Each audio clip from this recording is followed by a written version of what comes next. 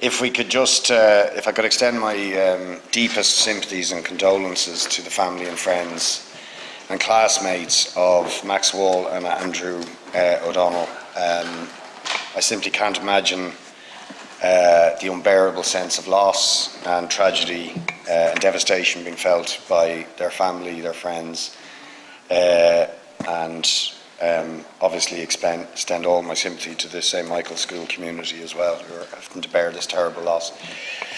Taoiseach,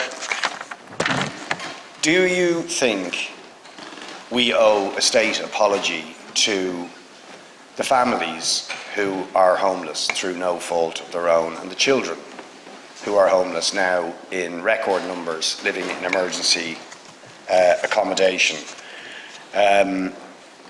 Children who in many cases don't have the room to crawl, infants who don't have the room to crawl, can't bring a friend over for a sleepover, can't bring home friends to play, many showing delays in their development, and many embarrassed to tell their friends and classmates that they are living in emergency accommodation and are homeless.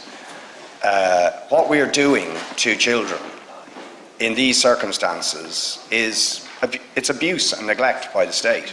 Isn't that a fair comment? And do they deserve an apology? And do they deserve some sort of urgency on the part of the state?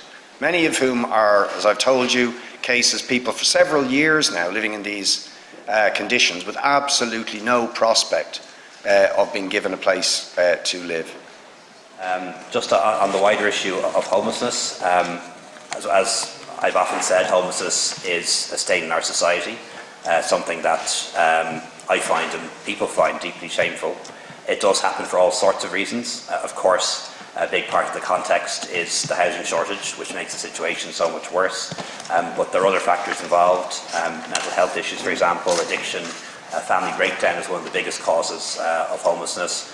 Increasingly, homelessness is driven by migration. About 40% of people now who are homeless and in emergency accommodation are not Irish citizens.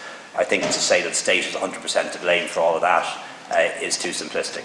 But of course the state is responsible for making the situation better in any way that we can, by providing more housing, by preventing people from falling into homelessness in the first place, and then getting them out of homelessness as quickly as we can. But it's a complex issue with lots of different issues to be teased out. Deputy, I met a homeless family in my constituency only a week or two ago, doing my best to help them out. But homelessness can mean different things. They're in a 2-bedroom apartment provided by the council. Don't have to pay any rent for it, and have turned down several offers of housing because they didn't find it suitable. Now that's fair enough, maybe it isn't suitable. I can understand why people would turn down offers, but to say the state is 100% to blame for everything to do with homelessness, that's too simplistic. I think you know that, Deputy. But we are responsible for fixing it and helping, and that's exactly what we are doing.